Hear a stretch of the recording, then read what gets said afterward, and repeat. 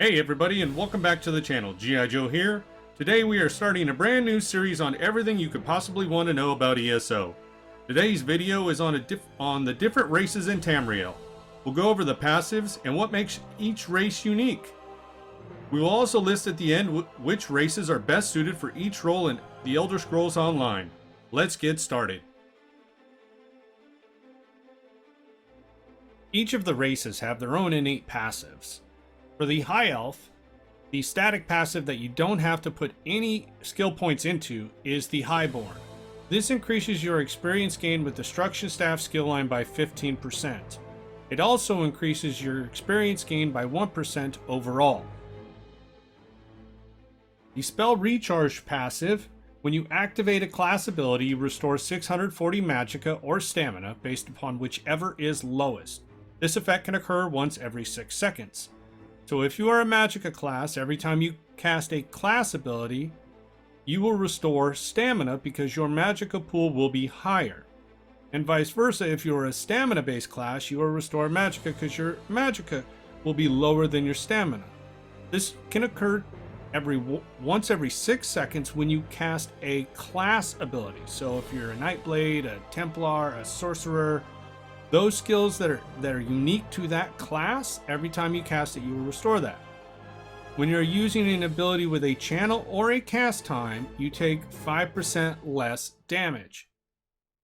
So if you are a Templar and you are using your Execute as a Templar, that is a channeled ability. You will take 5% less damage. If you are using a Destruction Staff, the Lightning Staff heavy attack is considered a channel. So every time you heavy attack with a Lightning Staff, you will take 5% less damage. The next passive is Sirbane's Boon. This increases your max Magicka by 2,000. The last passive for the High Elf is Elemental Talent. Increases your spell damage by 258. It's important to know what these are because this can kind of give you a clue as to which class this should be. So with the High Elf, with the Destruction Staff, the Max Magicka, and the spell damage, if you're using this race, you should probably spec for a Magicka build using light armor and staves in order to do so. The next class we're going to talk about is the Wood Elf. Its innate passive is Acrobat, which increases the experience gained with the bow skill line by 15%, and decreases your fall damage taken by 10%. Hunter's Eye increases your stealth detection radius by 3 meters, increases your movement speed by 10% and your physical and spell penetration by 1500 for 6 seconds after you use a roll dodge. Gifree's Endurance increases your stamina recovery by 258.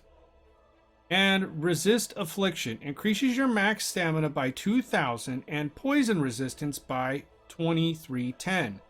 Grants you immunity to the poison status effect. So again, we look at these passives and what is it focused around? Stamina. So the Wood Elf primarily is going to be a stamina based class. They do have a bonus to the bow. They do have a bonus to movement speed, stamina recovery, and the poison resistance. What's nice about the poison resistance is the immunity to the poison status effect. So if you're afflicted with a poison, you will not get the poison status effect, which is a debuff that's applied to your character. The next race we're going to talk about is the Khajiit. Now the Khajiit has the Cut Purse passive, increases your experience gain with a medium armor skill line by 15%. It also increases your chance to successfully pickpocket by 5%. The Robustness increases your health recovery by 100 and your stamina and magic recovery by 85. Lunar Blessings increases your maximum health, magicka, and stamina by 825. And Feline Ambush, increase your critical damage and critical healing by 10%, decreases your detection radius and stealth by 3 meters. So the Khajiit, based upon its passives, is designed to be more of a sneaky class. The medium armor gives you, detection, reduction, passives. But they are also a hybrid class, which means they can do either Magicka or Stamina, as based upon these two passives.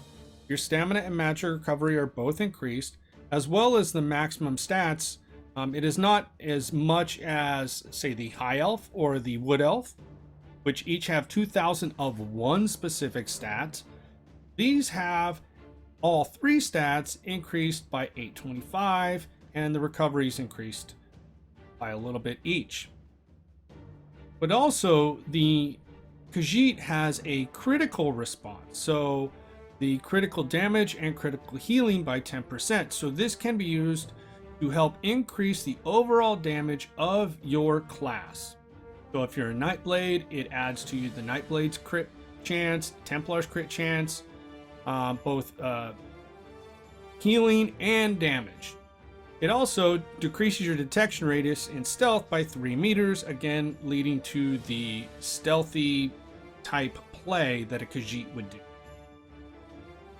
Next up is the Breton. The Breton has the Opportunist passive, which increases your experience gain with the light armor skill line by 15%. It also increases your alliance points gained by 1%. The Gift of Magnus increases your max magicka by 2,000. Spell Attunement increases your spell resistance by 2310. This effect is doubled if you are afflicted with a burning, chilled, or concussed status effect, and increases your magicka recovery by 100. And Magicka Mastery reduces the magicka cost of your abilities by 7%. So again, if we look at this, the passives allude to us wanting to be a light armored magicka class because of the stuff that we get: magicka recovery, max magicka, and light armor. But also, this is built and designed for more of a sustain race. So the magicka reduction of 7% is a significant factor when determining whether or not you want to use the Breton class for the Breton race for a magicka class. Whereas the High Elf gives you the overall max magicka that is equal to this, it also gives you spell damage, increasing your overall damage, while this one is built more for sustain with a reduction to the magicka cost. The next race we're going to talk about is the Orc. The Orc has the passive of Craftsman, increases your experience gain with the heavy armor skill line by 15%, and increases your crafting inspiration gain by 10%. Brawny increases your max stamina by 2,000. Unflinching Rage increases your max health by 1,000, and when you deal damage with a weapon ability, you heal for 600 health. This can occur once every 4 seconds. And Swift Warrior increases your weapon damage by 258, reduces the cost of sprint by 12%, and the movement speed bonus and increases the movement speed bonus of sprint by 10%. So as you can see, again, the Orc has the passives that would lead us to more of a heavy armor and stamina based build. A lot of people use the Orc for PvP. It also allows for max health and healing every time you do damage with a weapon ability. So this will also lead to a good tank ability as well, or a tank build as well. The sprint also helps with the movement in PvP, and it also increases your weapon damage. So as an Orc, you are probably not going to want to use a destruction staff. You're going to want to use sword shield, the two-hand, the bow, any stamina based abilities and weapons. The next race we're going to talk about is the Redguard. The Redguard has the Wayfarer passive, which increases your experience gain of the one-hand and shield skill line by 15%. It also increases the duration of any eaten food by 15 minutes. Also have the Martial Training passive. Reduces the cost of your weapon abilities by 8% and reduces the effectiveness of snares applied to you by 15%. Conditioning increases your max stamina by 2,000. And Adrenaline Rush. When you deal direct damage, you restore 950 stamina. This effect can occur once every 5 seconds. So again, this race is leading us to believe that they should probably be a stamina-based class and or a tank. Tanks primarily use one-handed shield, but you could also, just based on the max stamina and the stamina recovery that you get from dealing direct damage through your light and heavy attacks, you could assume that we would probably be a stamina-based class and not using destruction staff and light armor, as is typical of a Magicka-based class. The next race we're going to talk about is the Argonians. The Argonians have the Amphibian passive, which increases the experience gain with the Restoration Staff line by 15%, but also increases your swimming speed by 50%. Not a whole lot within the game that we have to do swimming, so that's kind of just one of those little passives that they give you as like a perk. The Life Mender passive increases your healing done by 6%. That is healing done to you and to others. Argonian Resistance increases your max health by 1,000, your disease resistance, and also grants you the immunity to the disease status effect. Resourceful increases your max magicka by 1,000, but also when you drink a potion, you restore 4,000 health, magicka, and stamina. This race is going to lead us more towards a hybrid support build of a tank and a healer, based upon the passives to your, or the boon to your restoration skill line, the healing done, the max health, but the biggest one is the potion passive. So when you drink a potion, you restore 4,000 health, magicka, and stamina. That is a huge boost to your resources when you pop a potion to, on top of the potion itself, get an additional 4,000 for each of the respective resources. The next race we're going to talk about is the Dark Elf. The Dark Elf has the Ashlander passive, which increases your experience gain with dual wield skill line by 15%. It reduces your damage taken from environmental lava by 50%. Now, the environmental lava is what is in nature. It is not what comes from an outside source such as an enemy, player, or a mob. Dynamic increases your max magicka and max stamina by 1875. Resist Flame, increase your flame resistance by 2310, but also grants you immunity to the burning status effect. And Ruination increases your weapon and spell damage by 258. So again, this class or this race is going to lead more towards a hybrid build. You could do either a stamina and a weapon or a magicka class based upon the weapon and spell damage, as well as the max magicka and max stamina. What's interesting about this is that the burning status effect is a damage over time that is applied to you from a fire type of damage. And you gain an immunity to that. So even if you were hit with fire, you would never get the damage over time that comes with it. So again, this class is going to be more of a hybrid class of, you could do either magicka or stamina or both, and use any type of weapon that you want. You get experience with dual wield, but once you hit max with the dual wield, you really don't need it anymore, and so therefore it's invalid. But again, looking at the max magicka, stamina, and the weapon and spell damage, you're going to be good no matter what playstyle DPS you take. The next race we're going to talk about is the Nord. The Nord gets the Reveler passive, which increases your experience gain with two-handed skill line by 15%. It also increases the duration of any consumed drinks by 15 minutes. Then we have Resist Frost, increases your max health by 1000 and your cold resistance by 2310. This gains the immunity to the chilled status effect. Then you have Stalwart, which increases your max stamina by 1500. When you take damage, you gain 5 ultimate. This effect can occur once every 10 seconds. And Rugged, increases your physical and spell resistance by 3960. So this race leads us to believe that based upon the max health and the resistances, that it would be a good tank class.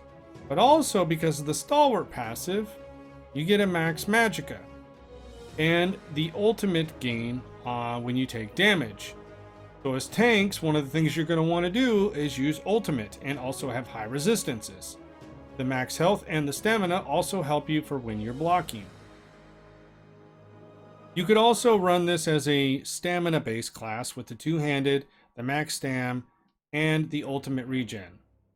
Also, the physical and spell resistance will just make you a little bit tankier, probably more for a PvP environment type set. The last race we're going to talk about is the Imperial. Now, the Imperial is one that does not come with the base game, so you will have to buy it out of the Crown store. It is the Imperial Edition. So the passive that comes with that is Diplomat. Increases your experience gain with the one-handed shield line by 15%, but also increases the gold you receive by 1% from monsters and quests. Huff, increases your max health by 2000. Imperial Metal, increase your max stamina by 2000. And Red Diamond, reduces the cost of all your abilities by 3%. When you deal direct damage, you heal yourself for 376 and restore 333 Magicka and stamina. This effect can occur once every 5 seconds. So these passives are going to lead us to believe that this race should probably be a tank or a stamina based class. The direct damage dealt healing passive of the Red Diamond is extremely useful. Procs on all your light and heavy attacks.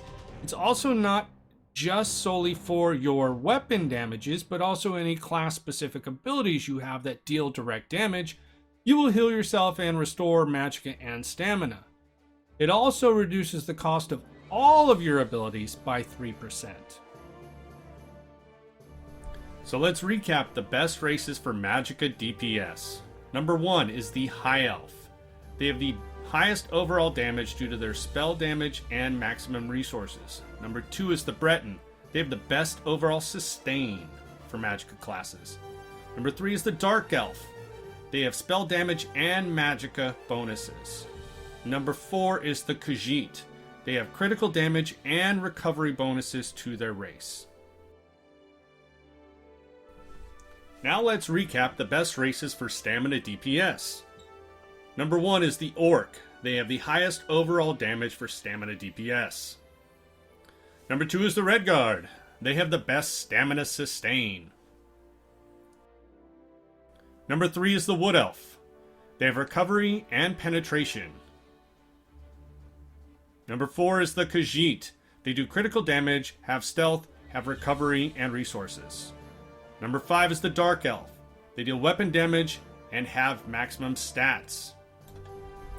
So please keep in mind that number 1 and number 2, the Orc and the Redguard, are in their respective place in the hierarchy of Stamina DPS. Number 3, the Wood Elf, number 4, the Khajiit, and number 5, the Dark Elf, those races are subject to any change that you may see fit. Now let's go over the best races for healers. Number 1 is the Breton. They have the best sustain. Number 2 is the Argonian. They have healing done and they have the potion passive. Number 3 is the High Elf. They have the highest healing power. And number 4 is the Khajiit for their critical healing. Try and remember that as a healer, you're going to want a couple different things. You're going to want a high spell damage so that your base numbers of healing are going to be higher. And you also want recovery because you're going to be putting out a lot of skills and a lot of spells that are going to heal your group. And so the recovery and the spell damage are important. Now we're going to go over the best races for tanks. Starting off with number 1 would be the Nord. They have high resistances and ultimate generation. Number 2 is the Imperial. They have max stats, regen, and sustain. Number 3 is the Argonian. They have the potion passive, which is huge. Number 4 is the Orc. They have max stats and weapon damage. And number 5 is the Redguard. They have incredible sustain. Now number 1, 2, and 3, the Nord, Imperial, and Argonian, can be placed in either one of those 3 categories. So it's basically just what you want. Sometimes you may hit resistance cap, and so you would play an Imperial. But the Argonian potion passive, not only do you heal yourself and get 6% extra when you do that, but the potion passive is huge when you pop a potion. So number 1, number 2, and 3 can be moved around in any way, shape, or form, whichever is your preference. Now, between the Orc and the Redguard, either one of these could be flipped back and forth between 4 and 5, depending on your preference. Each has pros and cons as to what would make it a good tank and what would be a good fit for a specific class. So it all just depends on how you're playing, what class you want to play, and how comfortable you are with it. But ultimately, Nord, Imperial, and Argonian are the top 3 go-tos. Well, that concludes today's video. Hopefully you all took something from that to help you make the best of your experiences in ESO. Don't forget to subscribe on YouTube and hit that notification bell. Be sure to leave a like and a comment below. You can find me on Twitter, Facebook, Instagram, and Twitch. Be safe, have fun, and remember, wherever you go, adventure awaits.